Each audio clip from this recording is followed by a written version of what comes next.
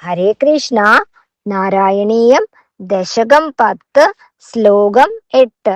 ധർമാദികാനഭിസൃജന്നത കർദമം ച വാണിം വിധായ വിധിരംഗജ സങ്കുലോഭൂത് തുദ്ബോധിതൈ സനഗദക്ഷമുഖൈസ്തനൂജൈർ ഉദ്ബോധിതശ്ച വിരരാമ തമോ വിമുഞ്ജൻ.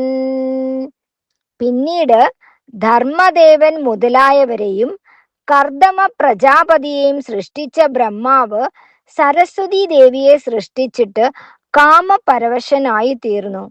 അങ്ങയാൽ ജ്ഞാനം നൽകപ്പെട്ടവരും സനകൻ, ദക്ഷൻ തുടങ്ങിയവരുമായ പുത്രന്മാരാൽ ഉദ്ബോധിക്കപ്പെട്ടപ്പോൾ അദ്ദേഹം തമോ ഗുണം വെടിഞ്ഞ് തന്റെ കാമപാരവശത്തിൽ നിന്ന് പിന്തിരിഞ്ഞു. പിന്നീട് ബ്രഹ്മാവ് സൃഷ്ടിച്ചത് ധർമ്മദേവൻ, അധർമ്മം, മൃത്യു, കർദമൻ എന്നിവരെയായിരുന്നു. തന്നാൽ തന്നെ സൃഷ്ടിക്കപ്പെട്ടവൾ എങ്കിലും സരസ്വതി ദേവിയിൽ ബ്രഹ്മാവിന് അഭിനിവേശം ഉദിച്ചു. എന്നാൽ സ്വന്തം പുത്രിയെ കാമിക്കുന്നത് നിന്ദ്യമാണെന്ന് സ്വപുത്രന്മാരാൽ ഉപദേശിക്കപ്പെട്ട അദ്ദേഹം അതിൽ നിന്ന് പിന്തിരിഞ്ഞു. അതായത് സൃഷ്ടികർത്താവായ ബ്രഹ്മദേവൻ പോലും ഭഗവാന്റെ മായയില് പെട്ടുപോയി എന്നുള്ളതാണ് ഈ ശ്ലോകത്തില് നമ്മൾ മനസ്സിലാക്കുന്നത്. അതായത് ബ്രഹ്മാവ് പോലും മായയ്ക്ക് വശംവദനായി തീർന്നു എന്നുള്ളതാണ്. അപ്പൊ നമ്മുടെ കാര്യം പറയാനുണ്ടോ?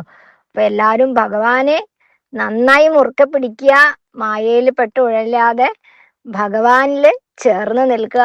എല്ലാവർക്കും ഭഗവാന്റെ അനുഗ്രഹം ഉണ്ടാവട്ടെ. ഹരേ കൃഷ്ണ. സർവം കൃഷ്ണാർപ്പണമസ്തു.